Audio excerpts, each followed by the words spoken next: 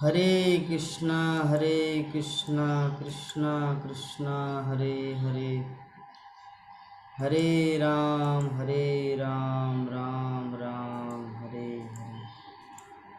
हरे कृष्णा कृष्णा कृष्णा हरे हरे, हरे राम राम राम हरे हरे।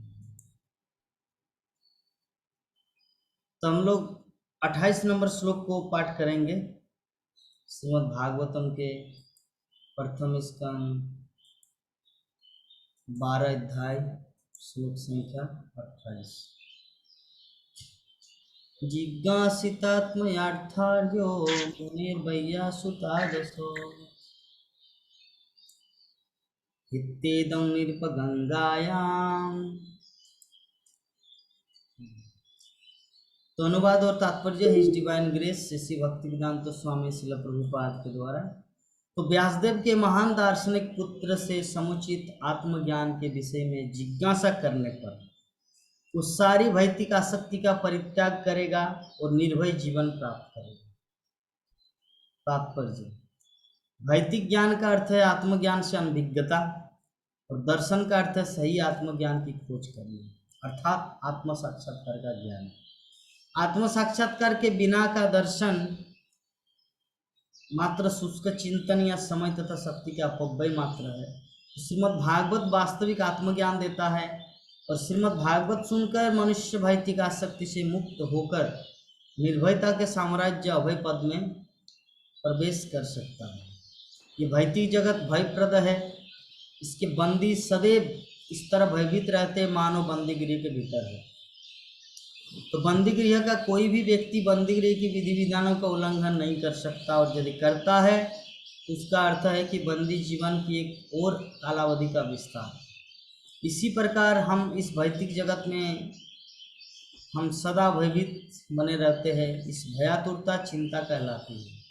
भौतिक जीवन में समस्त योनियों में हर कोई या तो प्रकृति के नियमों को तोड़ने से या तोड़े बिना भी चिंताग्रस्त रहता है। मुक्ति का अर्थ है इन अनवरत स्थायी चिंताओं से मुक्ति प्राप्त करना। यह तभी संभव है जब चिंता को भगवत भक्ति में परिणत कर दिया जाए। श्रीमद् भागवत हमें अवसर प्रदान करता है कि हम चिंता के गुण को पदार्थ से अध्यात्म में बदल दें। ऐसा विद्वान दार्शनिकों की संगति से, जैसे कि व्यासदेव के महान पुत्र स्वरूप सिद्ध सुखदेव गोस्वामी की संगति से संभव है। महाराज परीक्षित ने अपनी मृत्यु की चेतावनी मिलने के बाद इस अवसर का लाभ सुखदेव गोस्वामी की संगति करके उठाया और वांछित फल प्राप्त किया।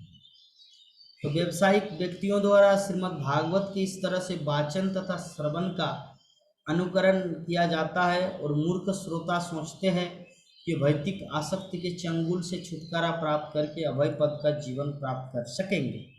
श्रीमद् भागवत का ऐसा अनुकरणात्मक श्रवण उपहासास्पद होता है और मनुष्यों को ऐसे मस्खरे लालची लोगों द्वारा भौतिक भोग को बनाए रखने के लिए संपन्न किए जाने वाले भागवतम सप्ताह के चक्कर में नहीं पड़ना चाहिए। तो ये जो हमारा श्लोक है 28 नंबर श्लोक, इसमें युधिष्ठिर महाराज को बताया जा रहा है, जो ब्राह्मणगण परीक्षित महाराज के बारे में जो बताया 27 नंबर श्लोक में, किसको तक्षक नाग आके डसेगा और इसका शरीर त्याग होगा। तो उससे पहले तक्षक नाग तो डसेंगे जीवन के अंतिम क्षण में, तो 7 दिन जो समय है, तो 7 दिन में वो क्या करेगा, वो चीज का उल्लेख इस श्लोक में बताया कि जिज्ञासितात्मयार्थार्थो मुनिर्वैयासुतादसो हितेदं निरपगंगायां जस्सस्तद्भक्त कुतो भयम्। अर्थात व्यासदेव के महान दार्शनिक फिलोसोफर दार्शनिक पुत्र से समुचित आत्मज्ञान के विषय में जिज्ञासा करने पर वो सारी भौतिक आसक्ति का परित्याग करेगा और निर्भय जीवन प्राप्त करेगा। देखिए, जो दिव्य ज्ञान है ना, दिव्य ज्ञान से व्यक्ति निर्भय जीवन प्राप्त करता है। हमारा जीवन अभी पूर्णतया भयावह है। हम लोग डरते रहते सब समय। क्यों? डरने के पीछे क्या कारण है? क्योंकि हम लोग को पता नहीं कि मृत्यु के बाद हम कहाँ जाएंगे। हम लोग को ये पता नहीं कि मृत्यु के बाद होता क्या है। तो जिसके कारण हमारे जीवन में डर है। हमारे जीवन में इसीलिए डर है कि कहाँ जाना है, क्या करना है, क्या कर रहा हूँ, क्या होने वाला है, कुछ भी गारंटी नहीं है। एक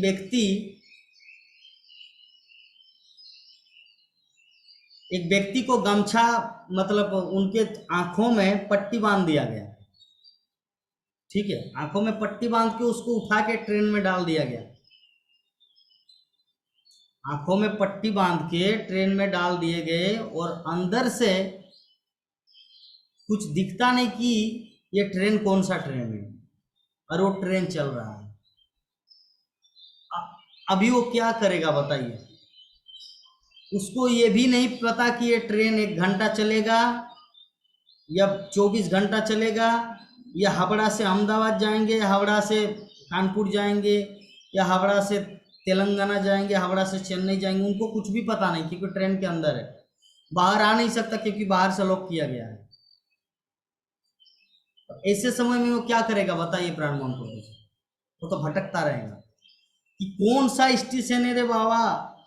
और विषय वस्तु ये है, कांच भी बंद है, कांच बंद है, आप स्टेशन को देख नहीं सकते। और एक जगह थोड़ा कांच खुला हुआ, बाथरूम का कांच, जो बाथरूम होता है ना ट्रेन का, जो बाथरूम है उसमें कांच थोड़ा हवा निकलने का, लेकिन उसमें से आप स्टेशन का नाम नहीं पढ़ सकते। अब बाथरूम जा रहे कभी कभी, लेकिन वहां से जो खिड़की है, वो जो खिड़की, वहां से आप ट्रेन, मतलब उस खिड़की से आप स्टेशन का नाम नहीं पढ़ पा रहे, कौन सा जंक्शन है, कौन सा स्टेशन है। तो ऐसी परिस्थिति में क्या करेगा, विचलित हो जाएगा, भय, डर, पता नहीं मैं कहां से आया, कहाँ जा रहा हूं, ये कहां पर मैं स्थित हूं, कुछ भी ज्ञान नहीं है, पता नहीं है। क्यों? कुछ देख नहीं पा रहे, ना कुछ कान से सुन पा रहे, ना कुछ देख पा रहे। तो ऐसा ही परिस्थिति हमारा है। अगर हम लोग कृष्ण भक्ति के क्षेत्र में नहीं होंगे तो हमारा भी जो जीवन का जो ये है ना, ऐसा ही है, क्योंकि पता नहीं हम कहाँ से आए, अभी क्या कर रहे हैं, और मृत्यु के बाद कहाँ जाना है, कौन सा स्टेशन जाना है, जिसके कारण हम लोग भटकते रहेंगे। ठीक है।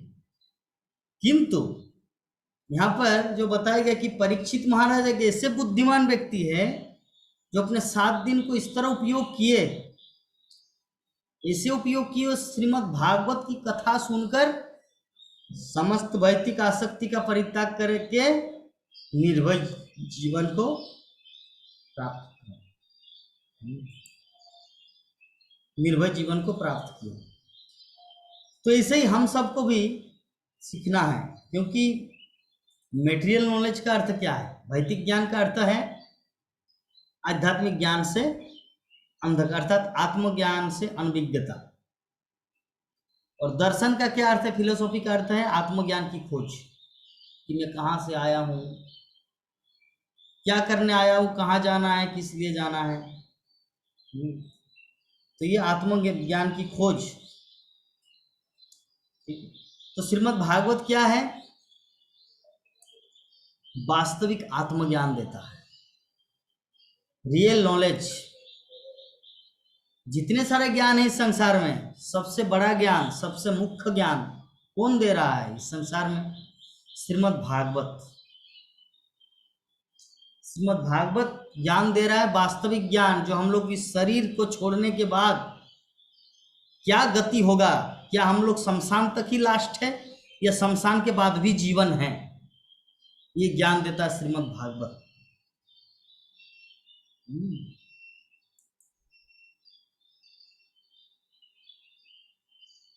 और ये श्रीमद् भागवत सुनने से होगा क्या? श्रीमद् भागवत सुनने से हमारा जो आसक्ति है इस संसार के प्रति, उससे मुक्त होकर हम लोग निर्भयता के साम्राज्य अर्थात अभयपद भगवत धाम में प्रवेश करेंगे। क्योंकि जब तक व्यक्ति का भगवत ज्ञान, कृष्ण तत्व ज्ञान, दिव्य ज्ञान नहीं होगा ना, तब तक वो भगवान के धाम में एंट्री नहीं हो सकता। जैसे कोई आईआईटी में एडमिशन लेना चाहते हैं, हाँ, आईआईटी मुंबई या आईआईटी कानपुर या आईआईटी खड़गपुर में वो एडमिशन लेना चाहते हैं, तो एडमिनिस्ट्रेशन ऑफिस में गए जहाँ पे रजिस्ट्रेशन होता है स्कूल में एडमिशन मतलब कॉलेज में इंस्टीट्यूट में घुसने का। तो वो पूछेंगे आपने क्या किया इससे पहले, बोले कि बकरी चराए है। बोले बकरी चराए है तो क्या उसको एडमिशन देंगे प्रभु जी, बताइए। तो आईआईटी में एडमिशन लेने से पहले आपका एक प्राइमरी योग्यता होना चाहिए, मैट्रिक फर्स्ट डिवीजन होना चाहिए, ग्रेजुएशन कंप्लीट होना चाहिए, उसके बाद आपका आईआईटी में एडमिशन मिलेगा। तो भगवान का धाम में भी वैसे ही चलता है, वहां पे वही व्यक्ति जा पाएगा जो थोड़ा सा पढ़ा लिखा हो। थोड़ा सा पढ़ा लिखा अर्थ, अभी बोलेंगे प्रभु जी हमें तो पढ़ना नहीं आता, हमें तो लिखना नहीं आता, तो मेरा प्रश्न सुनना आता है? बोले हाँ, तो ठीक है, वही तो पढ़ा लिखा है। तो सुनना अगर आता है, भागवतम सुनना, भगवत कथा सुनना, तो आपका योग्यता मिल गया भगवत धाम जाने का। उसी प्रकार ग्रेजुएशन मैट्रिक पास ये सब करने से क्या होगा, आईआईटी में चांस मिलेगा। उसी प्रकार भगवत धाम में चांस मिलने के लिए एक ही चीज जरूरत है, वो है श्रीमद् भागवत कथा का श्रवण। इस प्रकार ये जो हमारा जो श्लोक है, 2 श्लोक और एक कुछ चीज पॉइंट आउट किया गया है। श्री प्रभुपाद यहाँ पे बता रहे हैं कि हम लोग भय इसीलिए होते हैं जेल खाना में क्योंकि हम लोग प्रकृति के नियमों में बद्ध है, ठीक है। किंतु श्रीमद् भागवत हमें अवसर प्रदान करता है कि हम चिंता के गुण को पदार्थ में से अध्यात्म में बदल दें। ऐसा विद्वान दार्शनिकों की संगति से ही संभव है। श्रील प्रभुपाद इस तात्पर्य के अंत में अंतिम कलम चला रहे हैं, व्यक्ति को कभी भी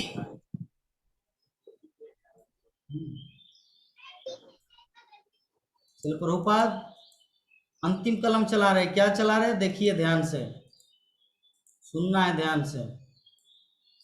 व्यवसायिक व्यक्तियों द्वारा श्रीमद् भागवत की इस तरह से वाचन तथा श्रवण का अनुकरण किया जाता है और मूर्ख श्रोता सोचते हैं कि भौतिक आसक्ति के चंगुल से छुटकारा प्राप्त करके अभय पद का जीवन प्राप्त कर सकेंगे। तो श्रीमद् भागवत का ऐसा अनुकरणात्मक श्रवण उपहासपद होता है और मनुष्य को ऐसे मस्खरे लालची लोगों द्वारा भौतिक भोग को बनाए रखने के लिए संपन्न किए जाने वाले भागवतम सप्ताह के चक्कर में नहीं पड़ना चाहिए। भागवतम कथा सप्ताह के चक्कर में नहीं पड़ना चाहिए।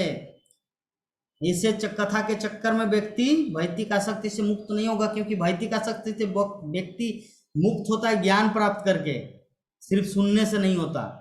सुन के अगर वो समझ न पाए तो ज्ञान कहाँ से आएगा, और विदाउट ज्ञान मुक्त कैसे होगा। तो 7 दिन में कोई भागवतम नहीं समझ सकता। नित्यम भागवत सेवया, ये विधान है जो श्रील प्रभुपाद हम सबको प्रदान किए, ठीक है। इस प्रकार हमारा जो आज का जो श्रीमद् भागवतम का प्रथम स्कंद 12 अध्याय श्लोक संख्या 27 एवं 28 2 श्लोक के ऊपर हम लोग चर्चा किए। अगर इस संबंध में अगर माता जी प्रभु जी किसी भक्त के मन में किसी भी तरह का कुछ प्रश्न हो तो आप लोग पूछ सकते हैं। हरे कृष्ण। हरे कृष्ण प्रभु जी।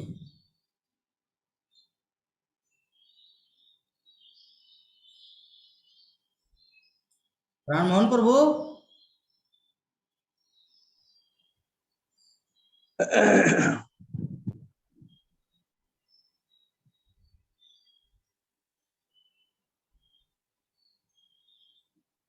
कुछ पूछना है?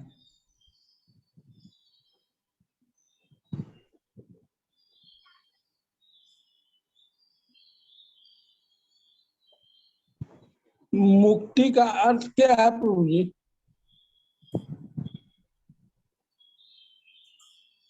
मुक्ति का अर्थ है मुक्त होना। किसी जगह में आप बंधे हुए हैं, उससे छुटकारा पाना ही मुक्ति है।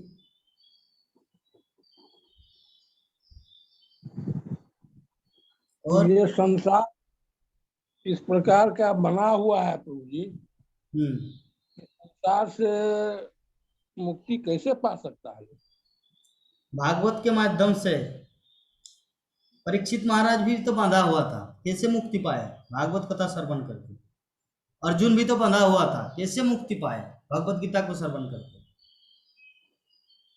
रूप गोस्वामी, सनातन गोस्वामी, वो भी तो बद्ध थे, कैसे मुक्ति पाए? चैतन्य महाप्रभु का संग करके, चैतन्य चरितामृत महाप्रभु की लीला का श्रवण करके, उनसे एक दूसरे का कॉन्वर्सेशन करके, साधु संग करके, साधु संग करके व्यक्ति मुक्ति हो प्राप्त कर सकता है। अच्छा प्रभु जी, माया हम लोगों को भटकाती है, तो माया को किस प्रकार खुश किया जा सकता है? माया को कैसे प्रसन्न किया जा सकता है जो कि हमारे भक्ति मार्ग में बाधा न दे? माया भक्ति मार्ग में बाधा डालते हैं, लेकिन हम लोग अगर उन्नत रहेंगे तो हम लोग को नहीं डाल सकते। जैसे एक बच्चा है, एक बच्चा, छोटा बच्चा, एक अनजान व्यक्ति भी उनको अगर चॉकलेट दिखाए तो उसके प्रति वो आगे आता है। ओए बाबू, ये देखो चॉकलेट, आओ जल्दी जल्दी जल्दी दौड़ के आओ, जल्दी जल्दी जल्दी, ऐसे बोलेंगे तो बच्चा आ जाता है। तो माया भी ऐसे ही है। बच्चा अज्ञानी है, इसीलिए उस अनजान व्यक्ति के पास जा रहा है। उसी प्रकार जिस व्यक्ति के पास ज्ञान नहीं है, वही माया के पास जाएगा भगवान को छोड़कर। अज्ञान व्यक्ति भगवान को छोड़कर माया की ओर जाएंगे। माया क्या है? छाया है। और कृष्ण क्या है? रियल स्वरूप है। कृष्ण सूर्य सम, माया है अंधकार, जहाँ कृष्ण तहाँ नहीं माया रोधिकार। तो माया हम लोग इसीलिए भटकाते क्योंकि हम लोग बच्चे हैं। इसीलिए हम लोग को बच्चे से बड़े बनने के लिए भागवतम को सुनना है। भागवतम सुनने से हम लोग वयस्क हो जाएंगे, और वयस्क व्यक्ति को कोई व्यक्ति आके चॉकलेट दिखाए तो वो आकर्षित नहीं होगा। ठीक है, क्लियर प्रभु जी? जी जी जी। हरे कृष्णा माता जी, हरे कृष्णा, हरे कृष्णा हरे कृष्णा, कृष्णा कृष्णा हरे हरे, हरे राम राम राम हरे हरे। हरे कृष्णा हरे कृष्णा, कृष्णा कृष्णा हरे हरे हरे बोलो। हरे राम राम, हरे हरे कृष्ण हरे हरे कृष्ण हरे। हरे राम राम राम हरे हरे जा काट कर दे। हरे कृष्ण हरे कृष्ण कृष्ण कृष्ण हरे कहे घरी बात पहले करो ना प्रभु जी से। कहाँ पर ये का प्रभु जी बैठे हैं? आप कितना सुंदर मधुर गा रहे हैं। पढ़े ना प्रभु जी समाज हाँ गाइए गाइए, हरे कृष्ण महामंत्र गाइए, अच्छा लग जी रहा है। प्रभु जी गाओ गाओ गाओ, हरे कृष्णा गाओ। हरे कृष्ण हरे कृष्ण हरे कृष्ण हरे राम राम राम हरे हरे बहुत सुंदर। हरे कृष्ण कृष्ण कृष्ण ना हरे हरे हरे राम हरे राम राम हरे राम हरे। राम हरे हरे कृष्ण कृष्ण कृष्ण कृष्ण हरे हरे यम प्रकार करिया माथा पर कुछ है नहीं, माथा पर से बाल कटवाया गया है, बाल को छिलवा दिया गया है। अच्छा प्रभु जी है ना, मायापुर से कथा कहते हैं। आप जब भगवान के धाम में जाएंगे ना माता जी, आपका जो बाल है मुझे दे देना, मैं टोपी की तरह लगा लूंगा। क्या कह रहे हैं? बाल दे दिया था। आपका बाल मुझे दे देना, टोपी लूंगा तो मैं बूढ़ा हो जाऊंगा। प्रभु जी, और बूढ़ा होने से व्यक्ति बहुत ज्ञानी होता है, अनुभवी होता है। ठीक है।